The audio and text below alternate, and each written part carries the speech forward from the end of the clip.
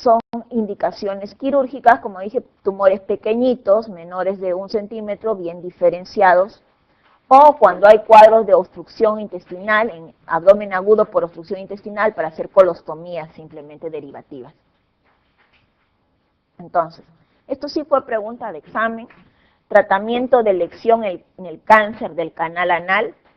Tratamiento de elección es la quimio-radioterapia.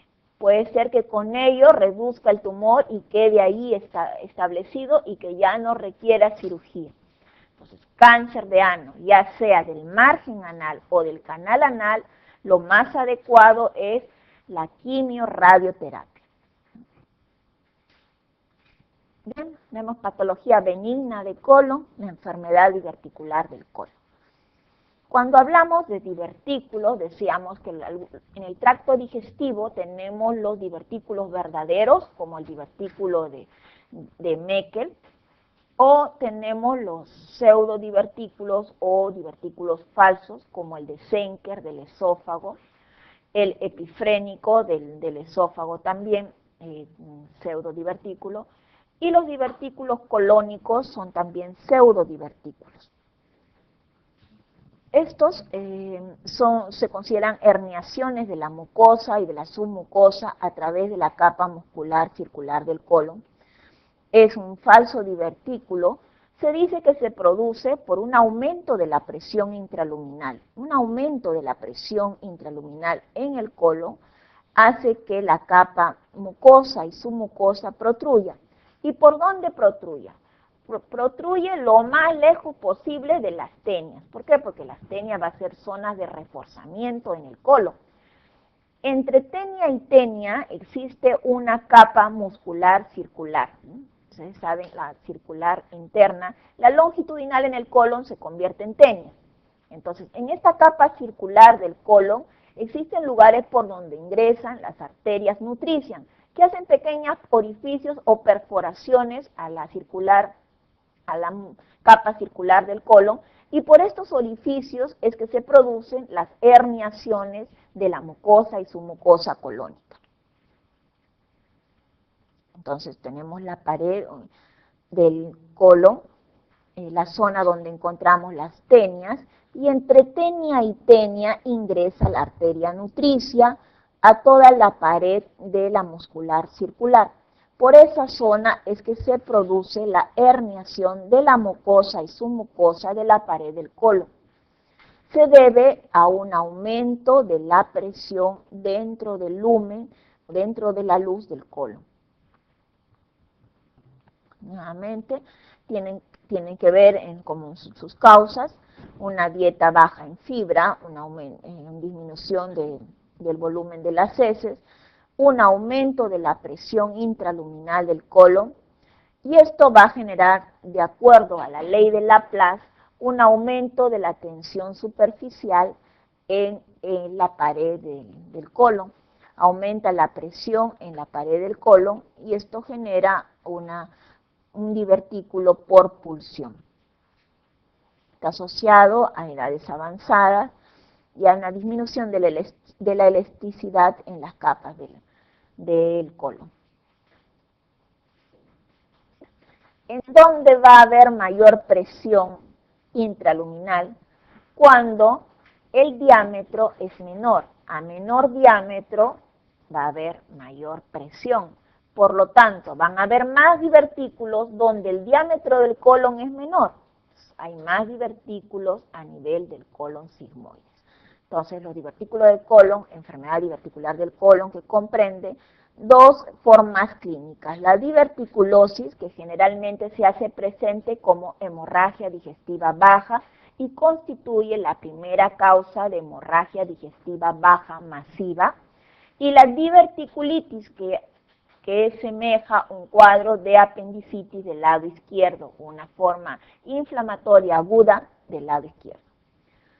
Los divertículos se pueden complicar con sangrado, como fístulas, como abscesos, peridiverticulares como obstrucción o como peritonitis. La diverticulosis, la presencia de múltiples divertículos sin mayor sintomatología o puede presentarse con hemorragia digestiva baja. En la diverticulitis vamos a tener el cuadro inflamatorio agudo por inflamación del divertículo. ¿Vemos? Múltiples orificios. A la colonoscopía se observan múltiples orificios en la pared del colon, que son pequeñas herniaciones de la mucosa y la submucosa. Nuevamente, orificios en la pared del colon que se deben a un aumento de la luz, de la presión intraluminal que generan herniaciones por donde ingresan las arterias nutricias. Una radiografía de colon con enema, podemos observar a nivel del colon pequeñas herniaciones de mucosa y submucosa que corresponden a divertículos.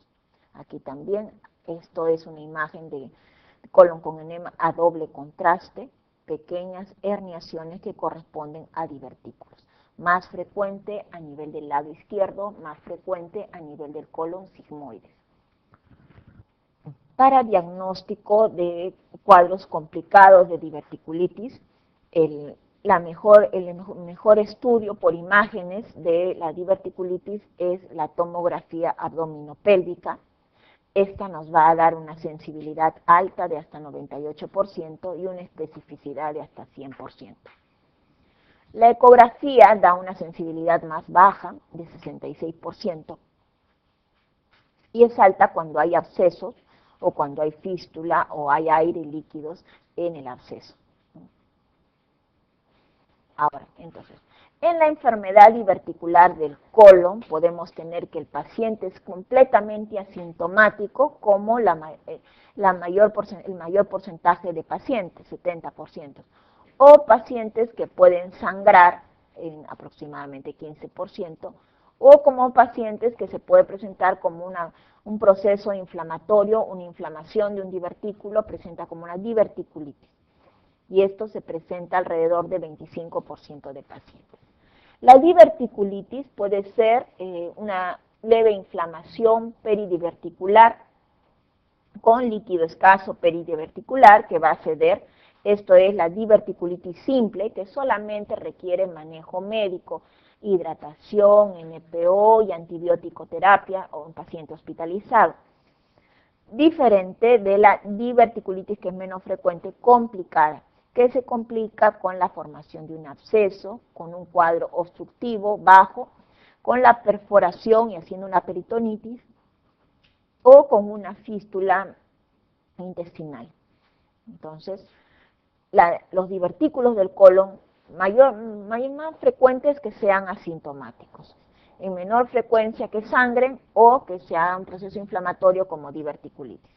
Cuando hay un proceso inflamatorio de diverticulitis, la primera indicación no es quirúrgica. Incluso se habla que en el manejo de una diverticulitis simple, primer episodio, manejo médico, segundo episodio, manejo médico. Recién al tercer episodio se indica manejo quirúrgico en un paciente sin factores de riesgo. En pacientes con factores de riesgo, cardiópata, renal y diabético, inmunosuprimido, se indica tratamiento quirúrgico al segundo puse de enfermedad inflamatoria, o cuando está complicado con las siguientes complicaciones. Bien, los divertículos son más frecuentes donde el diámetro del colon es menor, por lo tanto es más frecuente a nivel del colon sigmoides.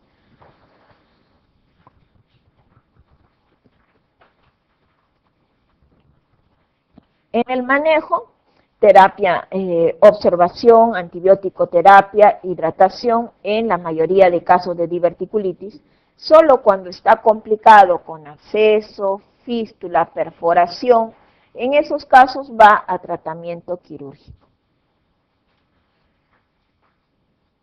Las complicaciones son la hemorragia digestiva baja, es la primera causa de hemorragia digestiva baja masiva, junto con la malformación arteriovenosa o angiodisplasia. Y en las enfermedades, la otra complicación es la inflamación, que cuando es simple es solo manejo médico, o cuando está complicada con una peritonitis, o cuando está perforado, o con una fístula, o con un absceso, o con una obstrucción intestinal, esto sí requiere manejo quirúrgico. Y las fístulas de un divertículo, de una diverticulitis, son con mayor frecuencia las fístulas a intestino, fístula enterocólica o colocólica, o en segundo lugar a vejiga, la fístula vesicocólica, o a la pared abdominal, fístula colocutánea, o puede ser en mujeres hacia la vagina, fístula rectovaginal. En orden de frecuencia son las más frecuentes fístulas por enfermedad diverticular complicada.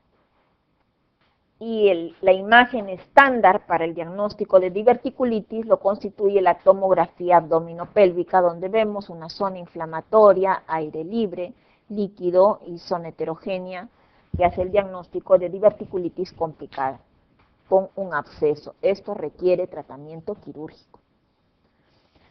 Y las diverticulitis complicadas se pueden clasificar de acuerdo a una clasificación clínica, que es la clasificación de Hinchey. De acuerdo a la clasificación de Hinchey de diverticulitis complicada, tenemos en el grado 1, cuando hay un absceso pericólico o mesentérico, este puede ir solo a manejo médico. En el grado 2, cuando hay un absceso pélvico mayor o igual de 5 centímetros cúbicos, en este caso va a requerir manejo quirúrgico. En el grado 3, cuando hay peritonitis generalizada purulenta, o grado 4, peritonitis generalizada fecal, va a requerir también manejo quirúrgico. Entonces, había dicho que en general los cuadros de diverticulitis, si no tiene factores de riesgo, se opera al tercer episodio.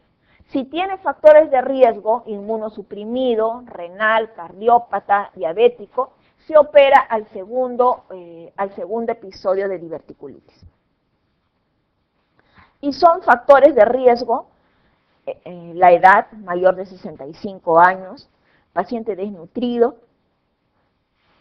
diabético, cirrótico, con insuficiencia renal crónica terminal o insuficiencia cardíaca congestiva, o paciente en peritonitis por más de 24 horas, son factores de riesgo que favorecen la cirugía.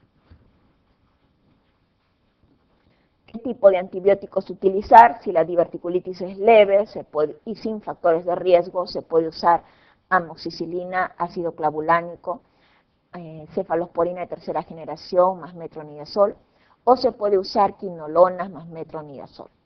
Con factores de riesgo se debe usar ertapenem, o se puede usar piperacilina tazobactam o cefepime-metronidazol más ampicilina. Si la diverticulitis es grave, se debe usar piperacilina tazobactam o carbapenem. O si hay más de 72 horas de peritonitis, en ese caso hay que cubrir además contra Pseudomonas aeruginosa y contra los enterococos. Entonces, si la diverticulitis aguda no es complicada, tratamiento médico. Si la diverticulitis es complicada, si es un Hinchey 1, también va a manejo médico.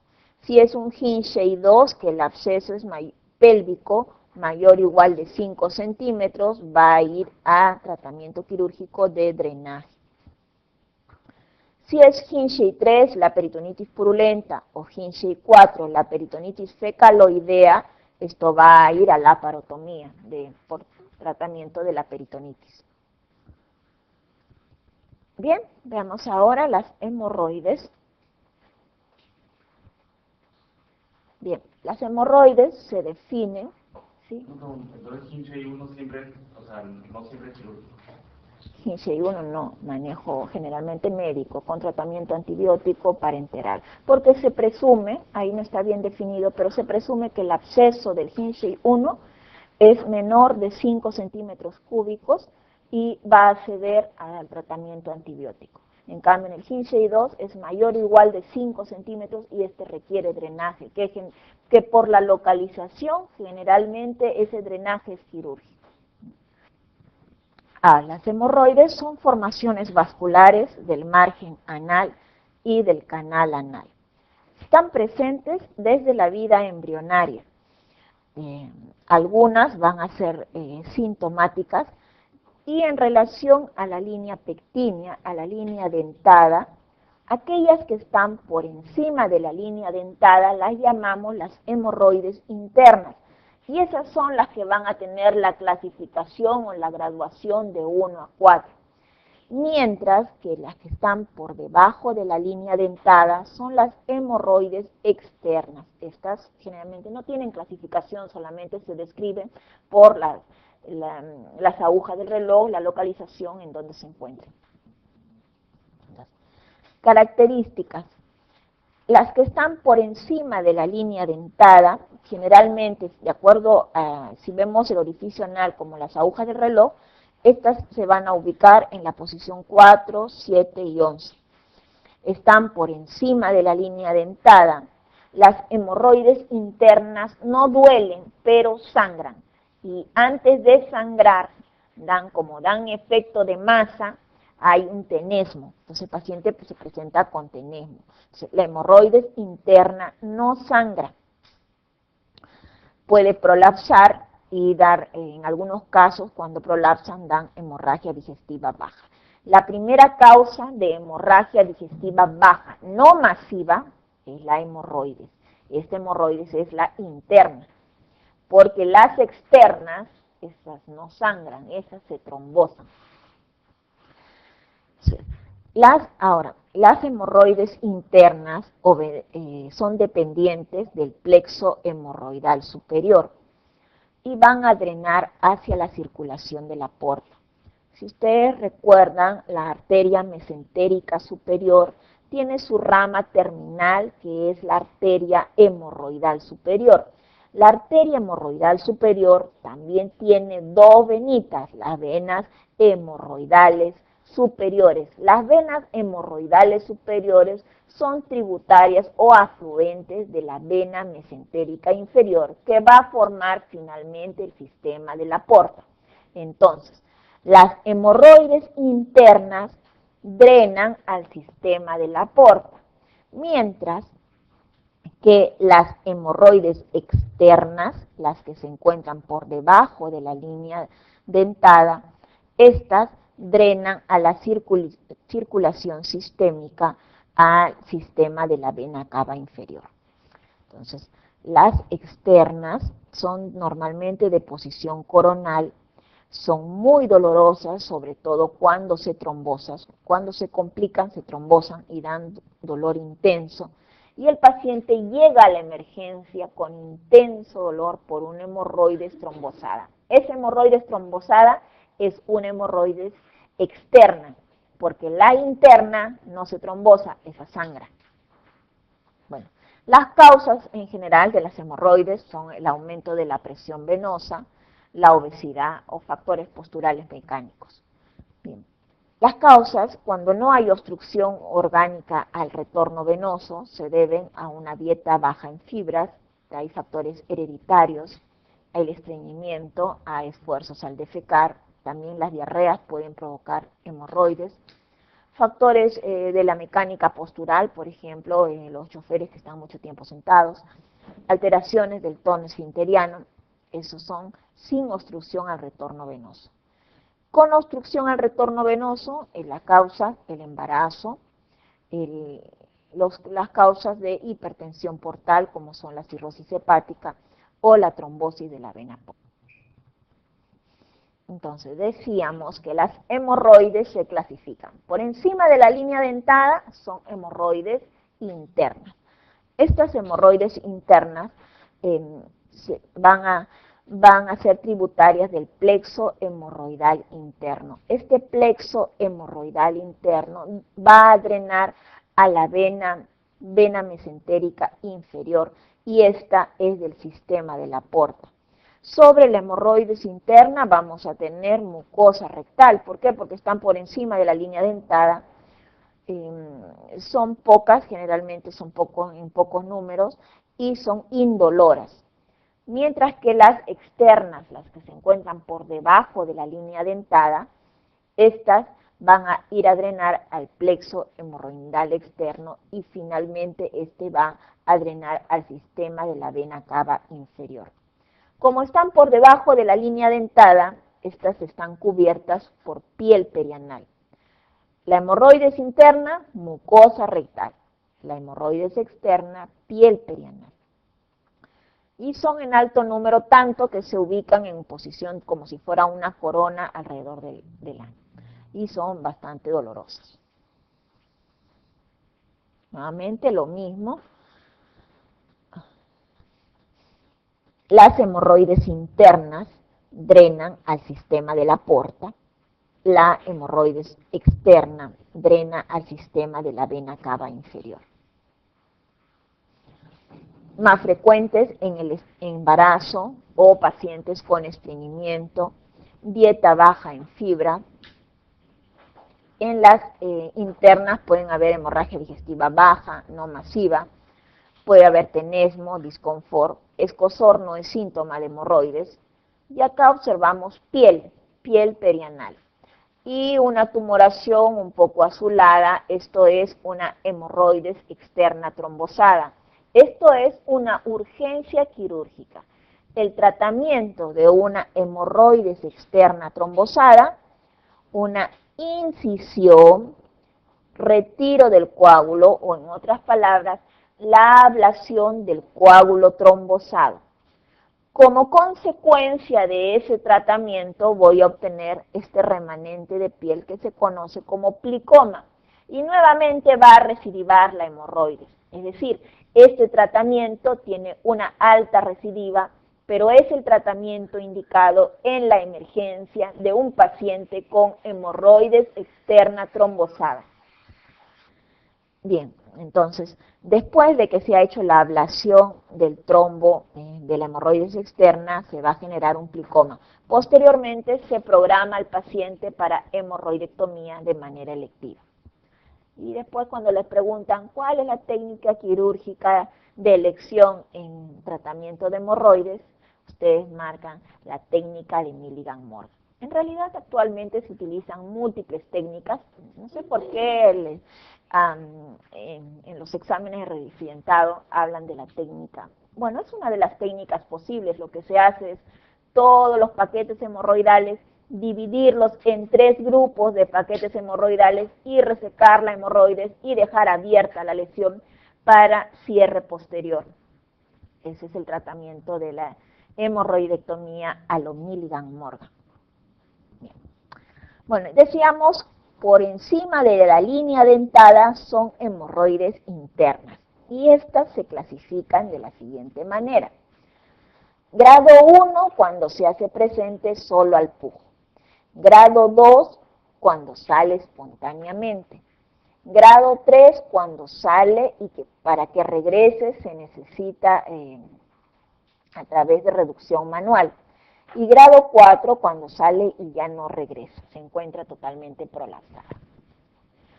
Grado 1, grado 2 cede a tratamiento médico. Grado 3 y grado 4 requiere tratamiento quirúrgico. En las hemorroides, los síntomas que habíamos dicho, generalmente se considera que el prurito no es síntoma de hemorroides, hay hemorragia anal, dolor si son externas o trombosis también cuando son externas. En las hemorroides internas, grado 1 y grado 2, está indicado suplementos de fibra, dieta en fibra, supositorios de cortisona, escleroterapia. En el grado 3, grado 4, además de lo anterior, hay que asociar tratamiento quirúrgico. Acá falta tratamiento quirúrgico. Y el tratamiento quirúrgico de elección es la hemorroidectomía con la técnica de Milligan-Morgan. No hay que realizarla en los casos que hay inflamación, primero dar tratamiento local. Cuando está trombosada no se va a hacer una hemorroidectomía, tratamiento de la hemorroides trombosada, hemorroidectomía no. Tratamiento de la hemorroides trombosada es la ablación del coágulo trombosado, o sea, hacer un cortecito sobre la hemorroides y sacar el coágulo. Incisión, extracción del trombo, esto va a recurrir y posterior debe tratarse, de esto va a tratar el dolor, posterior se va a hacer la hemorroidectomía. Entonces, tratamiento quirúrgico, van a ir realmente pocos pacientes, menos del 10%. cuando está reservado a caso de fracaso del tratamiento médico o cuando las internas están complicadas con anemia o cuando hay prolapso, sobre todo en estadio 4. La técnica de la hemorroidectomía de elección es la de Milligan-Morgan. En la técnica de Milligan-Morgan, todos los paquetes hemorroidales son divididos en 3 grupos. Se divide el orificio anal en 3 grupos y se reseca todos los paquetes hemorroidales en 3 grupos y se deja abierta para cicatrización posterior. Esa es la técnica de Milligan-Morgan. Bien. La fisura anal. En la fisura anal vamos a tener una úlcera que tiene la forma de una raqueta y que generalmente está asociada a una pequeña hemorroide centinela. En la fisiopatología de la fisura anal, esto se debe a una hipertonía del esfínter anal interno. La clínica es bastante típica y cuando a ustedes les presentan cualquier pregunta sobre fisura anal, ustedes leen dolor a la defecación, eso es fisura anal. Sangre o no sangre, tenga escozor o no, el paciente presente lo que presente, pero si ustedes leen dolor a la defecación, eso es fisura anal. Es un típico dolor que se inicia con la defecación, remite en unos segundos y que retorna de manera prolongada. Ahora, si yo hago un círculo en el orificio anal, entonces hacemos un círculo, tenemos una línea media en ese orificio. Las fisuras anales normalmente más frecuentes se ubican a nivel de la línea media. Y en la línea media se van a ubicar más en la línea media posterior, menos frecuente en la línea media anterior. Muy raro, extremadamente raro, es que se encuentren fisuras anales laterales. Y si ustedes encuentran una fisura anal lateral, es que el paciente además tiene otra enfermedad concomitante que está produciendo la fisura. Y estas son enfermedades inmunocomprometidas o enfermedades granulomatosas. Y dentro de ellas tenemos la enfermedad de Crohn, la tuberculosis, el cáncer, la sífilis, el prurito anal crónico, el linfogranuloma venéreo o el SIDA. En nuestro medio, las fisuras laterales con mayor frecuencia se deben a procesos tuberculosos. Entonces, la clínica clásica es el dolor, constipación, puede haber sangrado como está asociada a una hemorroide centinela, hay estreñimiento, hay una papila hipertrófica, dije ya hemorroide centinela. Y en la fisiopatología dijimos que la fisura anal se debe a una hipertonía del esfínter anal interno. Entonces, el manejo de la fisura anal primero es manejo médico, baños de asiento, pomadas con corticoides, antiinflamatorios y aumento de la fibra para tratamiento del estreñimiento. Y con esto debe mejorar la fisura anal. Si no mejora, el tratamiento quirúrgico va a tratar lo que produce la fisura. Como hay una hipertonía del esfínter anal interno, el tratamiento quirúrgico es la esfinterotomía lateral interna.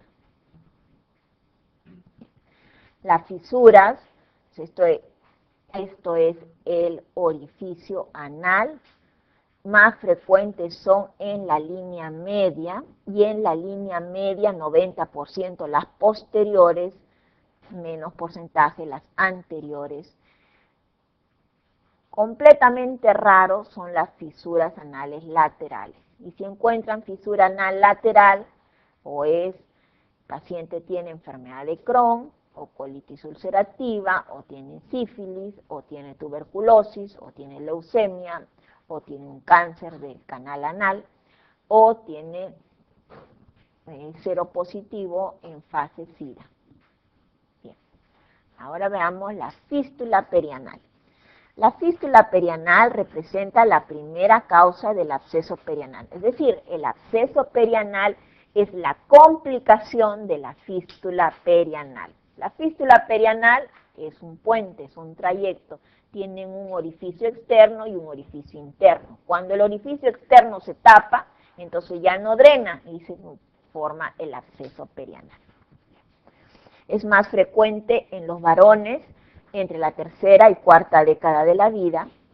El origen es a nivel de las glándulas de Hermann y de Fossé, que se encuentran a nivel de la línea pectínea. Cuando se cierra el orificio se va a formar un absceso. La clínica es la humedad. La sensación de humedad perianal es lo característico de la fístula perianal. Hay un drenaje, hay escoriación, puede haber sangrado como puede haber dolor. Se inicia a nivel de una cripta en la línea dentada. Y como es un trayecto, tiene dos huequitos, tiene dos orificios, un orificio interno y un orificio externo. Como factores de riesgo tienen la enfermedad de Crohn, la radiación, los traumas perianales, el cáncer o los actinomicosis. Y desde un punto de vista anatómico, hay una clasificación del trayecto de la fístula, y la fístula puede tener el siguiente trayecto: interesfinteriano, transesfinteriano, supraesfinteriano o extraesfinteriano, de los cuales el trayecto más frecuente es el trayecto interesfinteriano. Esta es una clasificación anatómica. Entonces, en la fístula perianal hay dos huequitos, un huequito externo y un huequito interno, un orificio externo y un orificio interno. Existe una regla, la regla de Gottshall. La regla de Gottshall dice, yo veo esto como el orificio anal. Si en el orificio anal yo trazo una línea imaginaria horizontal, voy a tener que si el orificio externo se encuentra en el hemiano anterior, el orificio interno se va a encontrar en el hemiano anterior correspondiente. Si el orificio externo se encuentra en el hemiano posterior, el orificio interno también se va a encontrar en el hemiano posterior a nivel interno.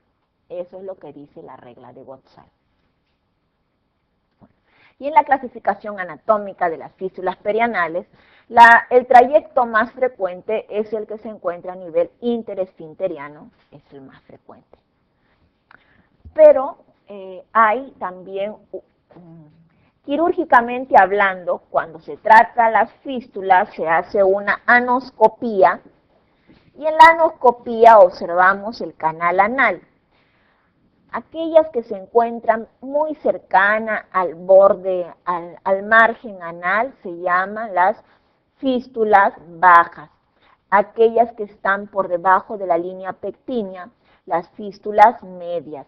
Y aquellas que están por encima de la línea pectínea, las fístulas altas. Entonces, fístulas perianales bajas, medias y altas es una clasificación quirúrgica a la anoscopía. ¿Y para qué sirve? Para hacer el tratamiento. Si la fístula perianal es baja, el tratamiento es la fistulotomía. Si la fístula perianal es media, el tratamiento es la fistulectomía. Si la fístula perianal es alta, el tratamiento es movilización de colgajos miocutáneos, porque se supone que las fístulas altas son fístulas complejas de varios orificios fistulosos. El tratamiento, dice, de la fístula, hay que identificar los orificios, el orificio interno y el trayecto fistuloso. Lo estándar es hacer una fistulectomía y que cierre por segunda intención. Así como en las hemorroides decíamos, se reseca en 3 grupos y cierre por segunda intención. En la fístula lo estándar es con un estilete, primero uno encuentra el orificio externo, ¿no?, que es lo más fácil, y luego a la anoscopía encuentra el orificio interno. Esto va a ser posible en las bajas y en las medias. En las altas hay tantos orificios que a veces no es posible poder canular todo, no ubicarlos todos. Pero en las bajas y en las medias se canula un orificio interno y un orificio externo y entre ambos se pasa el estilete. Se levanta el estilete y se reseca alrededor. Eso es fistulectomía y cierre por segunda intención. Antibióticos y tener cuidado de no lesionar el aparato esfinteriano. Ahí está. Un orificio anal, un orificio fistuloso externo, un orificio fistuloso interno, esto es una fístula baja, se pasa el estilete y se reseca.